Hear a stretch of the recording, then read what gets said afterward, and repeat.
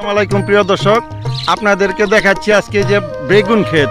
দেখেন কত সুন্দর বেগুন।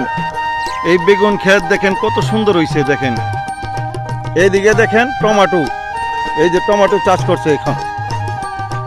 দেখেন এইদিকে টমেটো, এইদিকে দেখেন পেঁয়াজ ক্ষেত, বাম্পার পেঁয়াজ। দেখেন এইদিকে ডাটা ক্ষেত, এই যে ডাটা বুনছে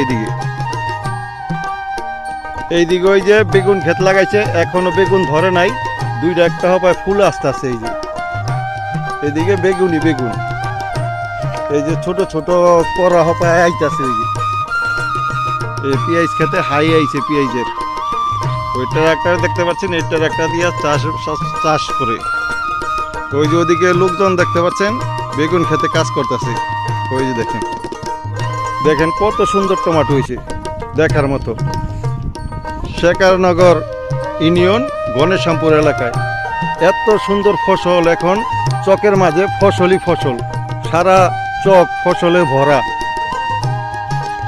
এই বাইগো কাজ শেষ হয়ে গেছে, এখন বাসায় চলে যাব।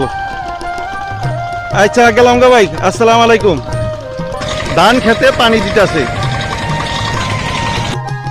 গণেশরামপুর চকে এখন নানান ফসলে চক ভরা।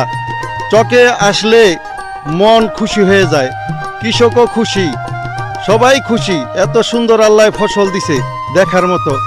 দোয়া করবেন এই ফসল কৃষকরা যাতে বাড়িতে নিতে পারে। সেরেজদিঘি থানা, শেখারনগর ইউনিয়ন, গণেশরামপুর চক থেকে বলছি। সবাই শেয়ার করবেন, লাইক দিবেন। আল্লাহ হাফেজ, ভালো থাকেন।